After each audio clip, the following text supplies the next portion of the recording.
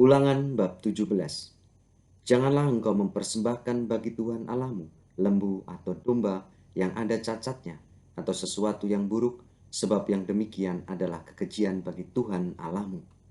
Apabila di tengah-tengahmu di salah satu tempatmu yang diberikan kepadamu oleh Tuhan Allahmu, ada terdapat seorang laki-laki atau perempuan yang melakukan apa yang jahat di mata Tuhan Allahmu dengan melangkahi perjanjiannya, dan yang pergi beribadah kepada Allah lain dan sujud menyembah kepadanya, atau kepada matahari, atau bulan, atau segenap tentara langit, hal yang telah kularang itu.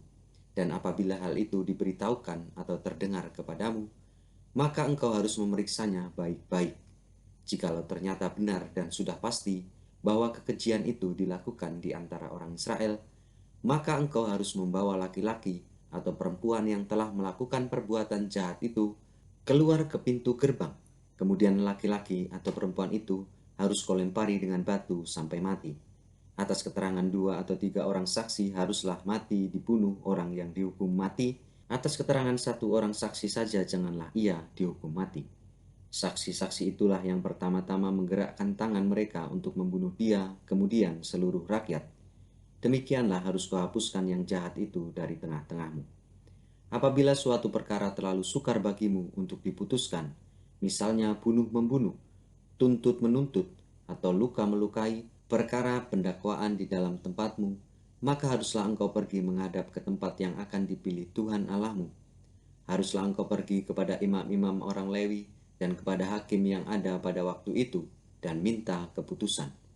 Mereka akan memberitahukan kepadamu keputusan hakim, dan engkau harus berbuat menurut keputusan yang diberitahukan mereka kepadamu dari tempat yang akan dipilih Tuhan. Engkau harus melakukan dengan setia segala yang ditunjukkan mereka kepadamu, menurut petunjuk yang diberikan mereka kepadamu, dan menurut keputusan yang dikatakan mereka kepadamu, haruslah engkau berbuat. Janganlah engkau menyimpang ke kanan atau ke kiri dari keputusan yang diberitahukan mereka kepadamu.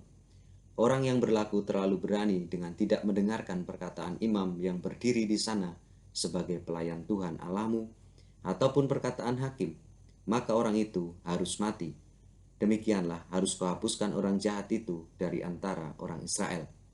Maka seluruh bangsa itu akan mendengar dan menjadi takut dan tidak lagi berlaku terlalu berani. Apabila engkau telah masuk ke negeri yang diberikan kepadamu oleh Tuhan Allahmu dan telah mendudukinya dan diam di sana, kemudian engkau berkata, aku mau mengangkat raja atasku seperti segala bangsa yang di sekelilingku, maka hanyalah raja yang akan dipilih Tuhan Allahmu yang harus kau angkat atasmu. Dari tengah-tengah saudara-saudaramu haruslah engkau mengangkat seorang raja atasmu.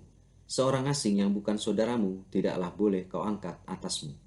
Hanya janganlah ia memelihara banyak kuda, dan janganlah ia mengembalikan bangsa ini ke Mesir untuk mendapat banyak kuda. Sebab Tuhan telah berfirman kepadamu, janganlah sekali-kali kamu kembali melalui jalan ini lagi. Juga janganlah ia mempunyai banyak istri, supaya hatinya jangan menyimpang. Emas dan perak pun janganlah ia kumpulkan terlalu banyak. Apabila ia duduk di atas tahta kerajaan, maka haruslah ia menyuruh menulis baginya salinan hukum ini menurut kitab yang ada pada imam-imam orang Lewi. Itulah yang harus ada di sampingnya, dan haruslah ia membacanya seumur hidupnya untuk belajar takut akan Tuhan Allahnya, dengan berpegang pada segala isi hukum dan ketetapan ini untuk dilakukannya, supaya jangan ia tinggi hati terhadap saudara-saudaranya, supaya jangan ia menyimpang dari perintah itu ke kanan atau ke kiri, agar lama ia memerintah, ia dan anak-anaknya di tengah-tengah orang Israel.